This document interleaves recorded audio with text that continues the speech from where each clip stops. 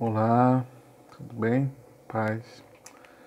Tenho uma palavra de Deus para compartilhar com você na reflexão de 23 de maio, cuja leitura do dia em 2 Coríntios, capítulos 7 e 8, e 1 Samuel, capítulos 15 e 16.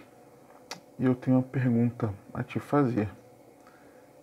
Firme nas promessas? Abra sua Bíblia, por favor, acompanhe comigo se você puder. É muito importante para que você enxergue com seus olhos na própria palavra de Deus, se você puder, tá? Se você puder. É muito importante, de preferência na sua Bíblia física, impressa, porque te ajuda a ter uma visão melhor do texto do que por uma tela, tá? Eu falo isso por experiência própria. Então, por isso a minha sugestão, tá bom? Nos diz assim, 2 Coríntios capítulo 7, verso 1.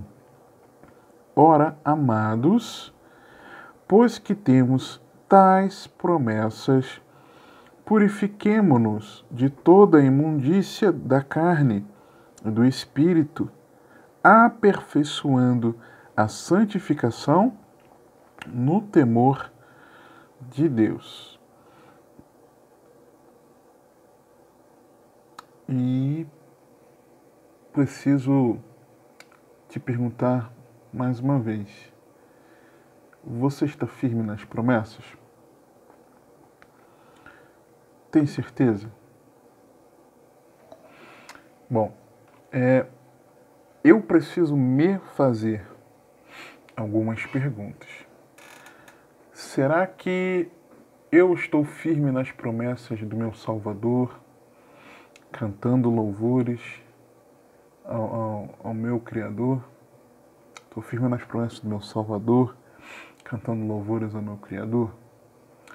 Fico na dispensação do seu amor, firme nas promessas de Jesus?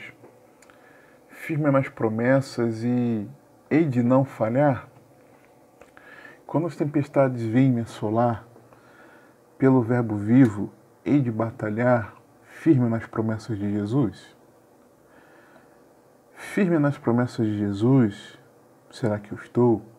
Considerando a purificação que há no sangue para mim e em quem eu tenho plena liberdade em Jesus, sem fim? Firme nas promessas do Senhor Jesus, será que eu estou em amor ligado com a sua cruz? Cada dia mais alegro-me na luz, firme nas promessas de Jesus? Firme. Será que eu estou firme nas promessas de Jesus, o Cristo? Preciso me perguntar isso todos os dias.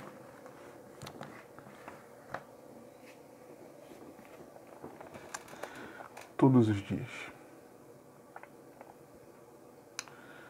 E eu quero te incentivar a você também. Porque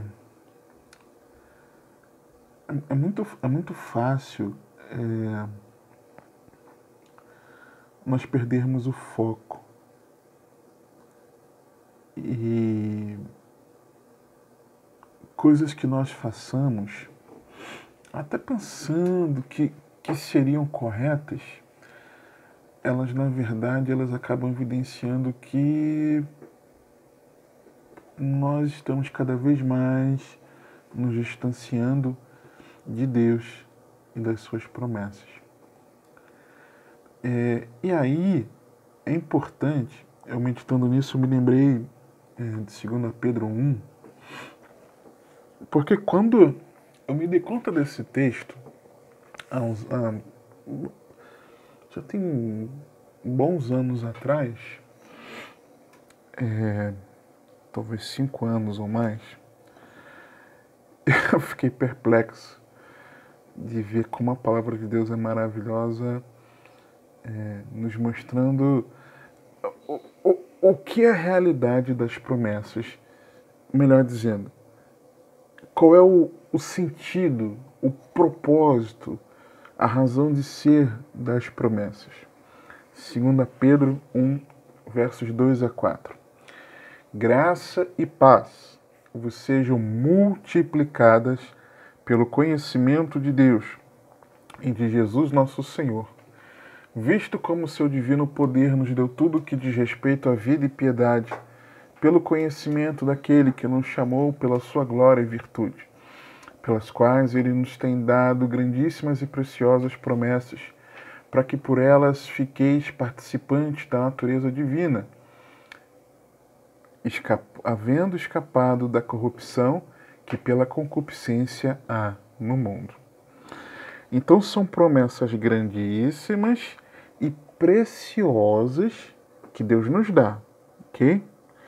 Mas Ele nos dá para que por meio delas, das promessas, nós participemos da natureza divina. Nós sejamos mais parecidos com Cristo, sejamos cheios do Espírito Santo, guiados pelo Espírito Santo. Você está entendendo? Transformados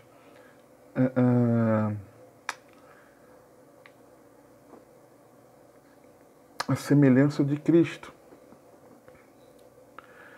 E mais até, andemos em santidade. Porque quando ele diz aqui, para que por elas fiqueis participantes da natureza divina, e ele complementa dizendo que, havendo escapado da corrupção que pela concupiscência há no mundo, andando longe, escapando do pecado que, pelo desejo desenfreado, existe no mundo. Ou seja, andando em santidade. Participando na natureza de Deus, que é santo, santo, santo. É para isso que servem as promessas.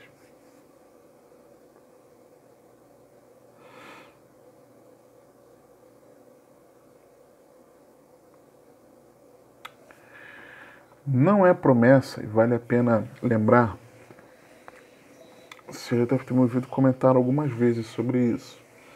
Atos 16, 30 a 34. E tirando-os para fora, disse: Senhores, que é necessário que eu faça para me salvar? Quem é esse aqui? É o carcereiro lá em Filipos, logo depois das prisões e cadeias de todos os presos terem sido abertas, ele ter suspeitado que os presos haviam fugido, e aí ele teria que dar conta daquilo, era de grande responsabilidade dele. Ele ia se matar, chegou a puxar a espada para se matar. Paulo brada de dentro ali da cela: não faças isso, porque todos estamos aqui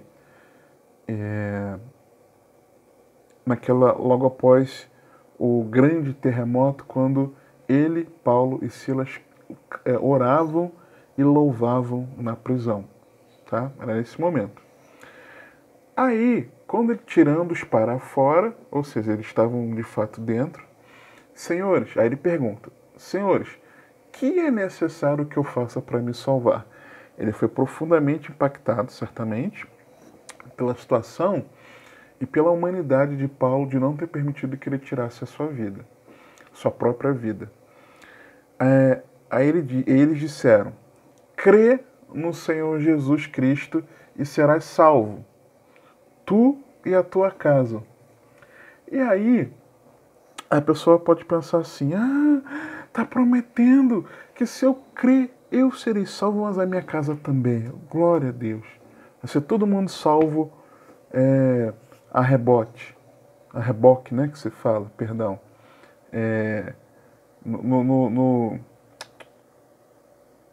No acompanhamento ali. E não é isso. Se é crer no Senhor Jesus Cristo e serás salvo tu, está implícita na construção da frase, crê no Senhor Jesus Cristo e serás salva a tua casa. Crês tu e a tua casa. Serás salvo tu e a tua casa. Tanto é verdade que o versículo seguinte diz, e lhe pregavam a palavra do Senhor e a todos os que estavam em sua casa. E tomando-os ele consigo naquela mesma hora da noite, lavou-lhes os vergões, e logo foi batizado, ele e todos os seus.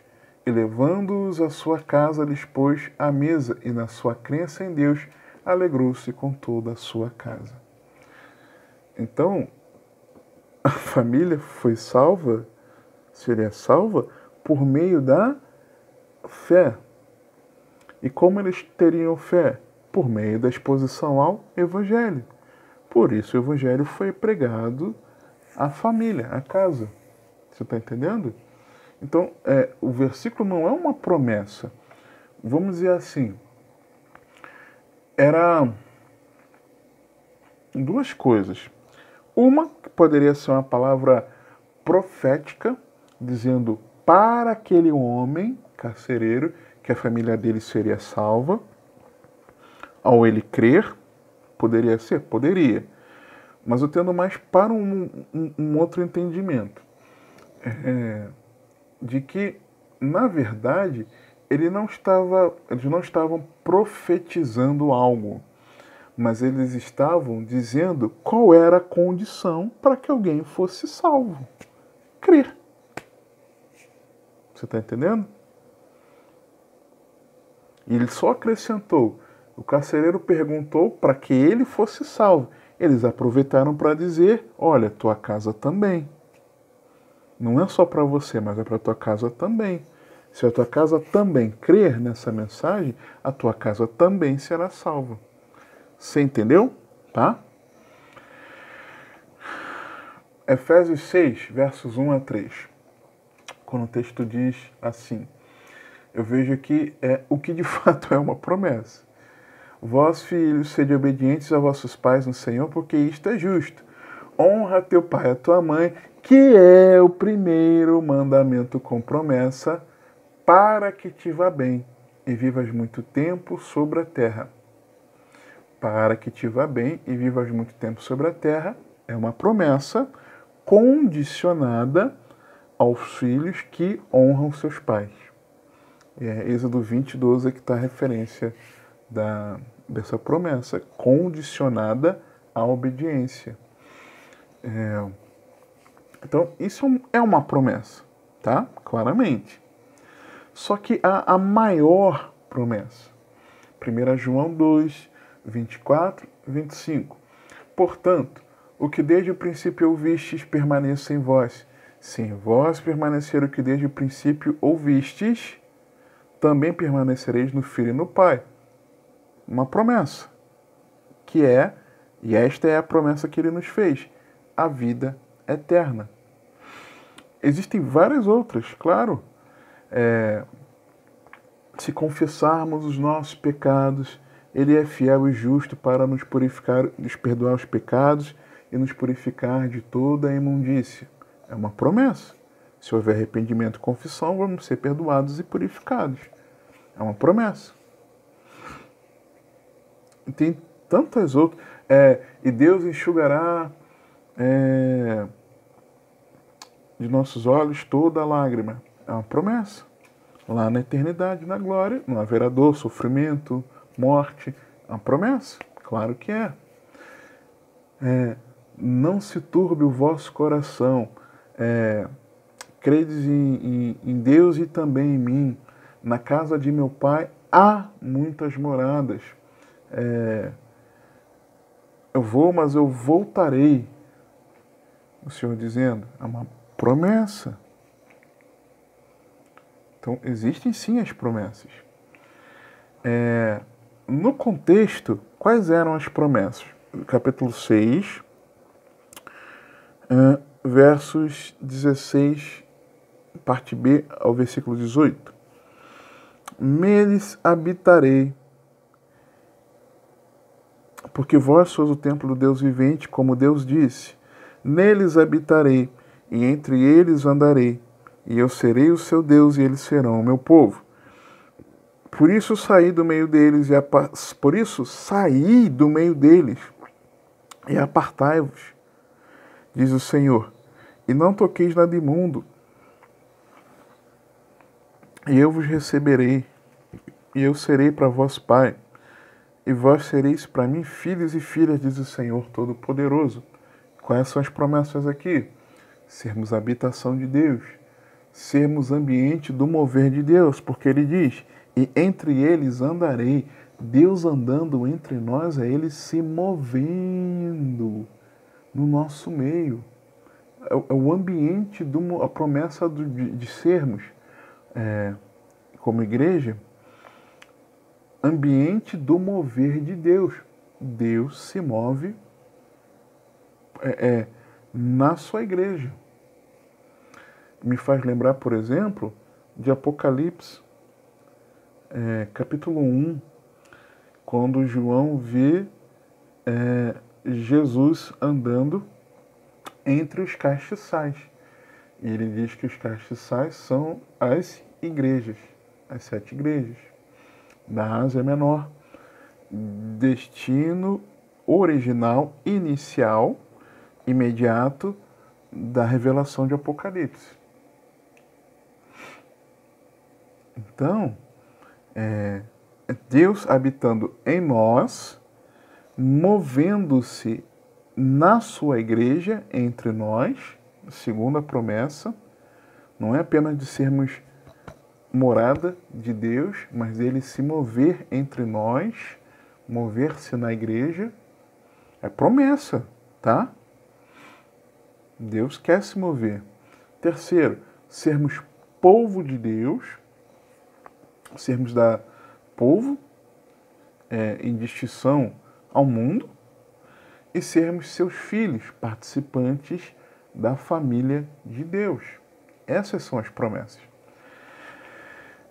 E aí, te pergunto, estamos firmes nas promessas?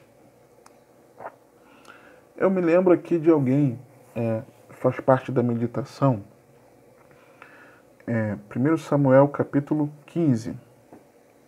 Vemos o péssimo exemplo de Saul. Por quê? Capítulo 9, versículo 9, Deus, através de Samuel, manda Saul destruir os amalequitas. Destrói. Tinha razão de ser. E aí, no versículo 9, o texto diz o seguinte, a partir do 8, e tomou vivo a Agag, rei dos amalequitas, porém a todo o povo destruiu ao fio de espada. E Saul e o povo pouparam a Agag, o rei, e ao melhor das ovelhas e das vacas, as da segunda ordem, e aos cordeiros, ao melhor que havia, e não os quiseram destruir totalmente, porém toda coisa vil e desprezível destruíram totalmente. Saul resolveu seguir a sua vontade com o povo. Desobediência. Eu deixo de fazer a vontade de Deus para fazer o que eu acho. Você está entendendo? Isso se chama desobediência. É simples assim. Tá? Aí depois, eu vejo o exemplo do auto-engano. Versículo 13. Veio, pois, Samuel a Saul, e Saul lhe disse, bendito sejas tu do Senhor, cumpri a palavra do Senhor. Como? Aí o versículo 14. Então disse Samuel, que balido, pois, de ovelhas é este aos meus ouvidos, e o mugido de vacas que ouço? Ele não destruiu tudo. Qual tinha sido a ordem de Deus? Versículo 3. Vai, pois, agora e fere a Amaleque, que ele poupou, e destrói totalmente a tudo que tiver, tudo, e não lhe perdoes. Porém matarás desde o homem até a mulher, desde os meninos até os de peito, desde os bois até as ovelhas, e desde os camelos até os jumentos. O que Saul fez? Não é bem assim não. matar? Eu vou matar quase tudo. Vou matar os animais desprezíveis, vou matar os homens, as mulheres, até as crianças, mas eu vou preservar Agag e o melhor do gado. Vou fazer o que eu quero. Isso eu obedeço e isso eu não obedeço. Eu vou até aqui. Totalmente do jeito que o Senhor está falando, não vou fazer não, Deus. E aí, ele diz para Samuel, na cara de pau, cumprir a palavra do Senhor. Está se auto-enganando. Talvez nós estejamos nos auto-enganando.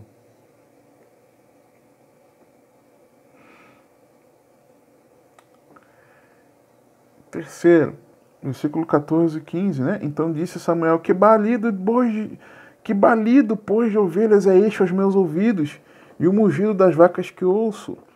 E disse Saul, de Amaleque as trouxeram, o pessoal que trouxe aí, porque o povo poupou ao melhor das ovelhas e das vacas, para as oferecer ao Senhor teu Deus. O resto, porém, temos destruído totalmente. Transferiu a culpa. De Amaleque as trouxeram, porque o povo poupou. Não fui eu não, foi o povo.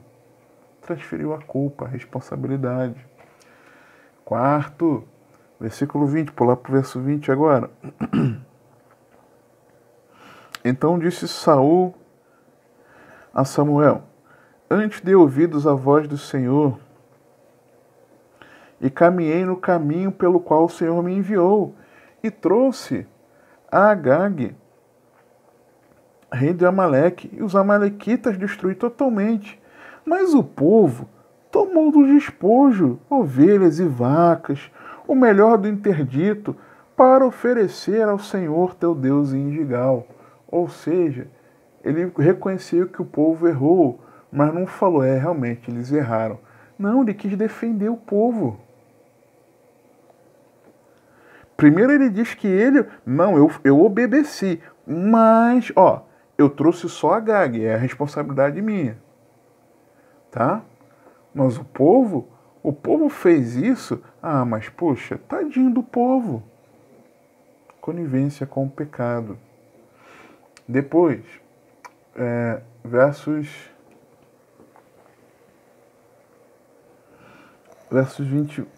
21 e 22. Mas o povo tomou do despojo ovelhas e vacas o melhor do interdito para oferecer ao Senhor teu Deus em Gigal. Porém Samuel disse, tem porventura o Senhor tanto prazer em holocaustos e sacrifícios, como em que se obedeça a palavra do Senhor? Eis que o obedecer é melhor do que o sacrificar, e o atender melhor é do que gordura de carneiros. Ou seja, a desculpa que ele usou era para oferecer sacrifício ao Senhor. Religiosidade vã. Não adiantava de nada. Sem obedecer. Religiosidade vã.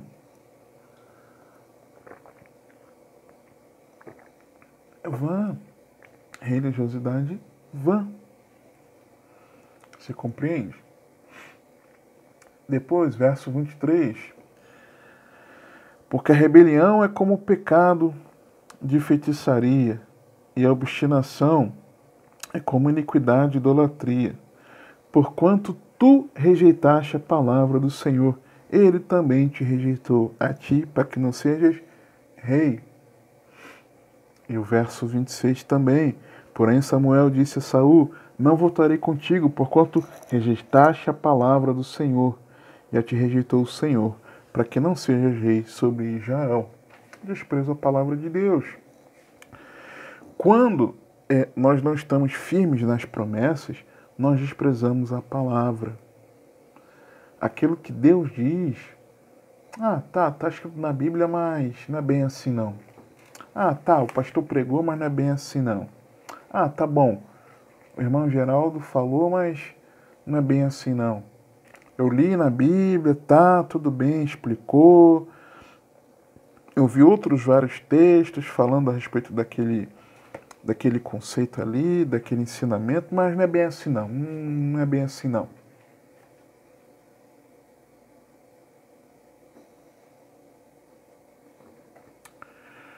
Sétimo, inversão de prioridades. Versículo 24.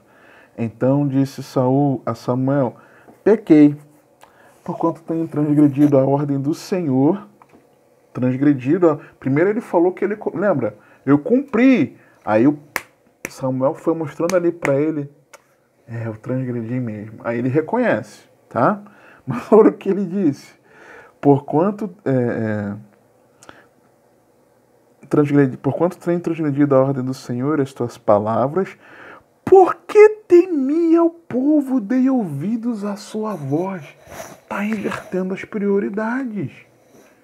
É quando você deixa de obedecer a Deus para fazer a vontade da sua família. Deixa de obedecer a Deus para poder não dizer não para os filhos. Deixa de obedecer a palavra de Deus, de obedecer a Deus, para não confrontar a esposa ou o esposo.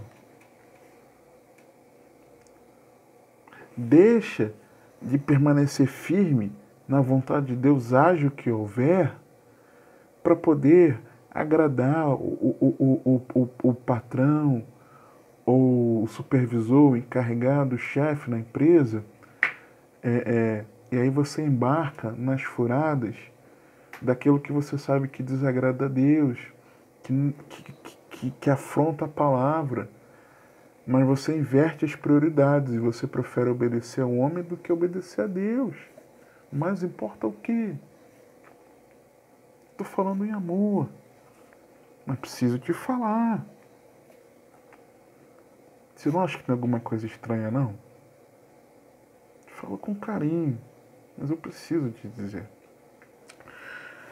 Oitavo já, irmão? Oitavo. Versículo 25. Remorso. Agora, pois, rogo-te, perdoa o meu pecado e volta comigo para que adore ao Senhor. Eu errei, eu pequei. Mas sim um arrependimento sincero. Muitos temos andado assim, em remorso. Eu andava em remorso, mas não arrependido da minha prática de pecado visível, externa, né, vamos dizer assim,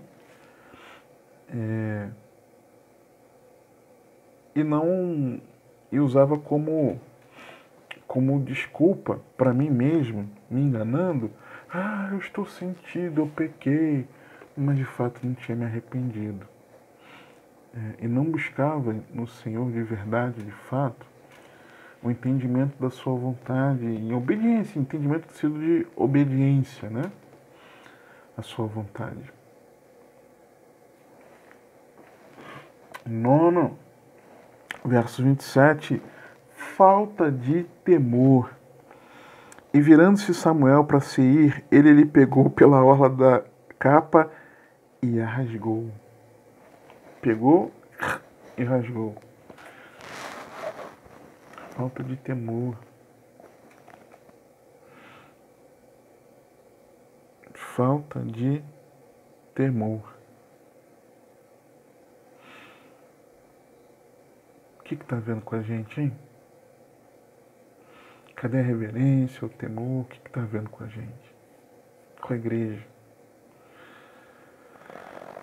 Cadê a reverência? Cadê o temor? 10º e último. É o último? Último. Versículos 30 a 31. Hipocrisia. Disse-lhe então: pequei, honra-me. Eu pequei, mas me honra. Porém agora diante dos anciãos do meu povo e diante de Israel, e volta comigo para que adore ao Senhor teu Deus. Então, voltando, Samuel seguiu a Saul e adorou ao Senhor. E Saul adorou ao Senhor. Hipocrisia. Hipocrisia. Essa série de pecados de Saul, ela tem uma única origem. Qual é? Ele se desviou de Deus. Ele deixou de seguir a Deus. Nós vemos que essa é a raiz de todo pecado. Virar as costas para Deus. Deixar de ficar firme nas promessas.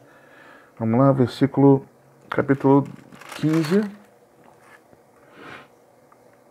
versículos 10 e 11. Então veio a palavra do Senhor a Samuel, dizendo: arrependo-me de haver posto Saul como rei, porquanto deixou de me seguir, e não cumpriu as minhas palavras. Não cumpriu. Então Samuel se contristou, e toda a noite clamou ao Senhor. Então essa é a raiz de todo pecado, é virar as costas para Deus, é abandonar a Deus. E algo importante aqui, quando a gente ler aqui, arrependendo-me de haver posto Saul como rei, o termo hebraico traduzido como arrependo-me no versículo 11 é nahan, e não significa apenas arrependimento, mas também tem o sentido de suspirar, sentir muito, lamentar. Então é lógico de nós entendermos, conhecendo melhor no contexto geral da Bíblia, quem é Deus, e tendo a oportunidade de saber qual o significado do termo aqui traduzido como arrependo-me, que não se trata de que o Senhor mudou de ideia repentinamente ou foi pego de surpresa, mas expressa um profundo pesar que Deus sente com as nossas atitudes. Puxa, lamento Geraldo Augusto ser assim, agir dessa forma, entendeu? Nesse sentido. Fato é que se Deus escolheu a Saul, é porque o rei for usado pelo Senhor para cumprir alguns propósitos. Isso é fato. A começar do povo, do governante que eles mereciam. Eu não quero Deus, não. Não quero... Samuel, o senhor já vai morrer, tá velho? Seus filhos são do jeito que são. Não quero, não. Constitui um rei sobre nós. Nas entrelinhas. Eu não quero o governo de Deus sobre a minha vida. O que eles receberam? O governo que eles mereciam. Então, e aí você lembra que o povo tinha rejeitado o governo de Deus, por meio de Samuel, pediu um rei como as outras nações? Lembra? É isso. Agora, como? Voltando para 2 Coríntios, como? Como então nós ficarmos firmes nas promessas? Como? Essa é que é a questão. Versículo 1, parte B. Purifiquemo-nos de toda a imundícia da carne e do espírito, aperfeiçoando a santificação no temor de Deus. Ou seja, como permanecer firme nas promessas? Sendo radical contra o pecado. Radical. Tem que ser. Livrando-se de tudo que contamina, por dentro e por fora. E progressivamente, primeiro, abandona, limpa, purifica o exterior e interior, por dentro e por fora, ok? De forma progressiva, tornando-se cada vez mais santo, porque teme a Deus. Ok? Versículo 1 nos mostra isso. Agora, eu vejo no contexto imediato a aplicação desse como. Por que eu digo isso? Porque dos versos 14 ao versos 16, eu vejo como o Espírito Santo assim, é maravilhoso, né? Como o Espírito Santo usou Paulo para escrever isso aqui, instruindo aos Coríntios e instruindo a igreja ao longo dos séculos, de forma didática, simples e profunda, para nos mostrar de 5 formas diferentes que o servo de Deus precisa ser realmente santo, separado do mundo, pois foi escolhido pelo Senhor. Escolhido no sentido de corresponder à mensagem do Evangelho. E aí foi tomado quando correspondeu à mensagem do Evangelho. Diferente dessa aplicação que Paulo faz, escrevendo aos Coríntios, vamos falar aqui do jugo, eu começo falando do jugo desigual, verso 14, o jugo ou canga era uma peça de madeira colocada sobre um animal de carga e em outros textos bíblicos traz o significado de peso, sujeição, escravidão e enfado. Okay? O termo grego traduzido como jugo desigual é heterozugel, que também significa estar desigualmente unido. Isso porque os animais dividiam o mesmo jugo e assim estavam unidos. Então, entre os crentes e os incrédulos, não pode ser assim. Você não pode ter um jugo sobre alguém e você está compartilhando esse jugo estando unido, como se fosse no caso aqui dos animais, com o jugo junto com outros.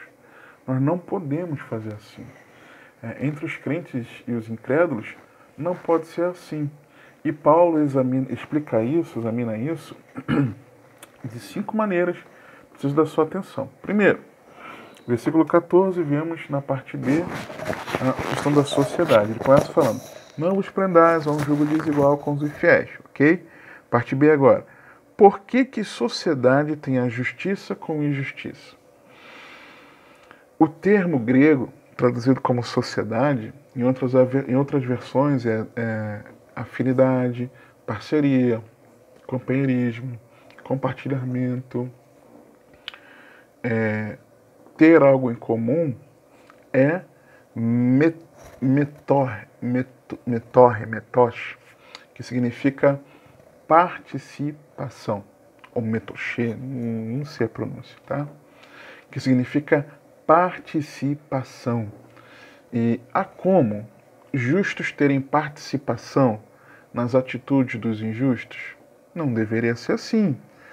Pensa em uma sociedade mesmo, onde 2 pessoas ou mais estão juntas.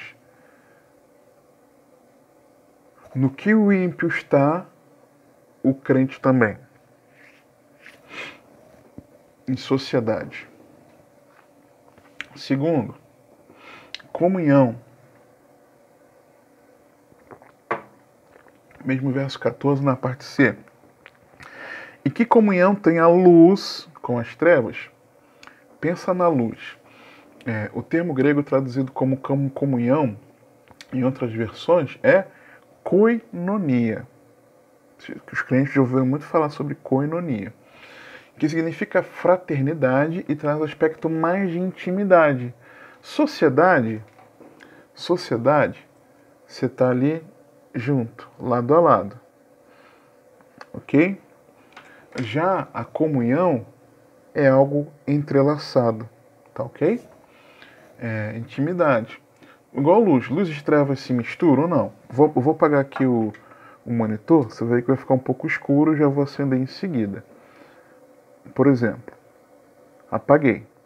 Ficou escurecido porque eu não tenho uma iluminação própria para mim.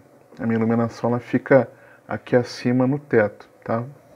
Mas quando eu acender, quando a luz chegar, o que vai acontecer com a escuridão, com as trevas?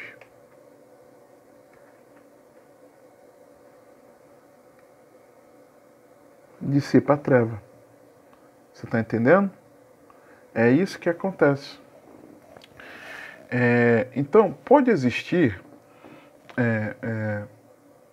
mistura entre luz e trevas? Não. Luz chegou, as trevas vão embora. Pode existir confraternidade, irmandade, ter a mesma origem, ter o mesmo pai? Onde a luz chega, sobra espaço para trevas? Não.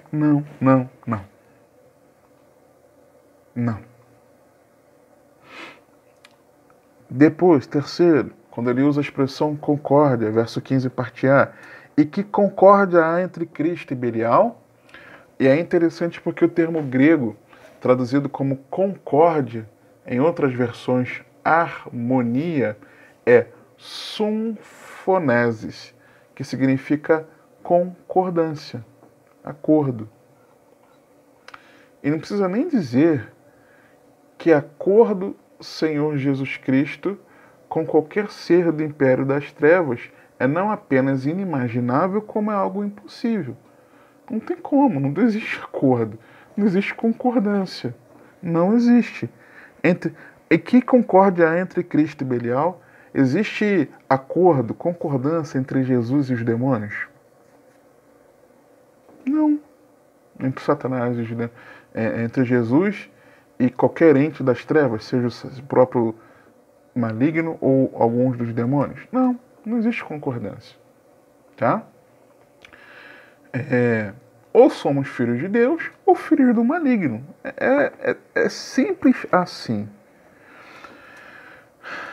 Quarto, quando ele fala parte, é uma outra maneira de enxergar isso. Versículo 6, parte 15, parte B do versículo 15, capítulo 6. Ou que parte tem o fiel com o infiel. O termo grego traduzido como parte, em outras versões, parceria, união, relação. Há de comum ser companheiro, ser ligado a. O termo é meres, que significa parte como distinta do todo ou designada porção, cota. Então, por exemplo, peguei parte do marcador, entendeu? Parte, tá? Pode existir uma porção, uma parte da vida do incrédulo no fiel ao Senhor? Não tem como. Quinto e último, consenso, versículo 16, parte A. E que consenso tem o templo de Deus com os ídolos?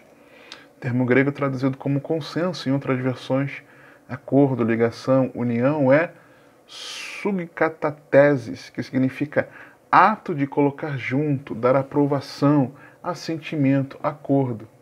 Aí você consegue imaginar a habitação de Deus com ídolos? Jamais. Um coração governado por Deus pode haver ídolos? Jamais. Um crente, habitação do Espírito Santo, pode ficar possesso por demônios? No meu entendimento, pela Bíblia, também. Jamais. Por isso, nós precisamos caminhar na vida cristã longe do mundo, jamais tomando a forma do mundo, não amando o mundo e querer andar no mesmo jugo, unido com aquele que ainda não nasceu de novo, ou permanecer nas velhas práticas de quem é incrédulo, certamente evidencia que ainda não somos de Deus e não estamos firmes nas promessas. E aí, dois aspectos, a responsabilidade pessoal e o agir de Deus. 1 João 3:23, versos 2 e 3. Amados, agora somos filhos de Deus e ainda não é manifestado o que havemos de ser, mas sabemos que quando Ele se manifestar, seremos semelhantes a Ele, porque assim como é, o veremos, e qualquer que nele tenha esta esperança, purifica-se a si mesmo como também Ele é puro. E o agir de Deus? 1 Tessalonicenses 5:23, e o mesmo Deus de paz vos santifique em tudo, e todo o vosso espírito, alma e corpo sejam plenamente conservados irrepreensíveis para a vinda de nosso Senhor Jesus Cristo. Olhe para dentro de si diariamente e se pergunte: será que eu estou firme nas promessas? Que o Senhor te abençoe e te guarde, que Ele te conduza e governe a sua vida, porque você tem acesso.